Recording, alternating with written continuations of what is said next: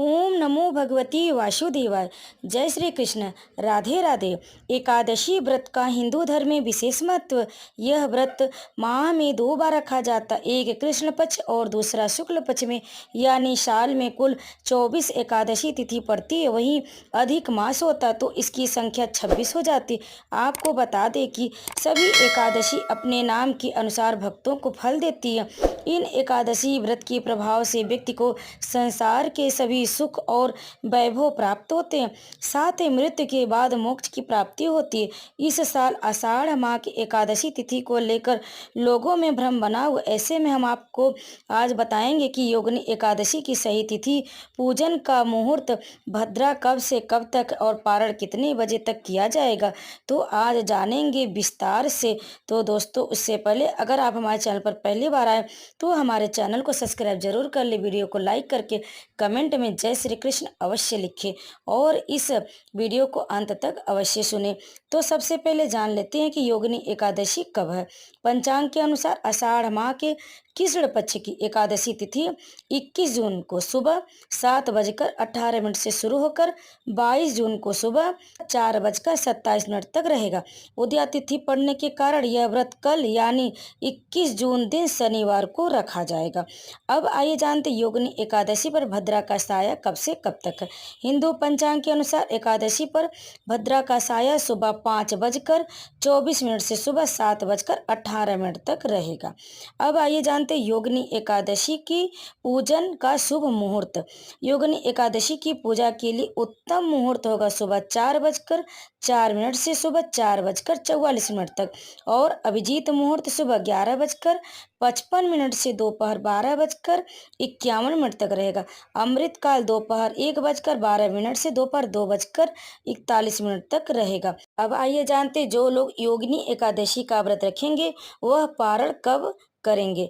आषाढ़ एकादशी का पारण 22 जून को किया जाएगा। आप दोपहर 1:47 से शाम 4:35 तक पारण कर सकते हैं। भक्तों, भगवान विष्णु को प्रसन्न कर उनका आशीर्वाद पाने और सभी संकटों से मुक्ति के लिए एकादशी के व्रत को बहुत ही शुभ माना गया है। पंचांग के अनुसार हर महीने कृष्ण और शुक्ल पक्ष को एकादशी का व्रत रखने का विधान। अभी आषाढ़ का महीना चल रहा और आषाढ़ महीने की कृष्ण पक्ष में पड़ने वाली एकादशी को योगिनी एकादशी के नाम से जाना जाता है, जो कि बहुत ही महत्वपूर्ण मानी जाती है। धार्मिक मान्यता के अनुसार योगिनी एकादशी का व्रत पूजन करने वाले साधक को सभी सुखों की प्राप्ति होती है और पाप कर्मों का नाश होता है। साथ इस एकादशी व्रत के प्रभाव से जातक के सभी रुके हुए कार्य भी फिर से बनने लगते हैं। तो भक्तों, आइए जानते हैं योगिनी एकादशी की पूजा विधि क्या है। योगिनी एकादशी व्रत रखने वाले जातक के लिए 10वीं तिथि से ही व्रत की शुरुआत हो जाती है। एकादशी तिथि के दिन सुबह जल्दी उठकर स्नान करें और फिर लाल पीले वस्त्र धारण करने के बाद पूजा की तैयारी करें। अपने मंदिर की साफ सफाई करें, फिर भगवान विष्णु और माता लक्ष्मी की एक साथ पूजा अर्चना करें। भगवान को पीले चंदन का टीका लगाएं।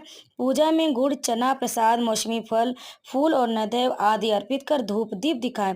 पूजा के बाद योगिनी एकादशी की व्रत कथा पढ़ें और आखिरी में आरती करें। इस तरह से आप योगिनी एकादशी की पूजा करें, विष्णु चालीसा का पाठ करें, विष्णु सहस्त्र नाम का पाठ कर सकते हैं। अब आइए जानते हैं योगिनी एकादशी का महत्व क्या है।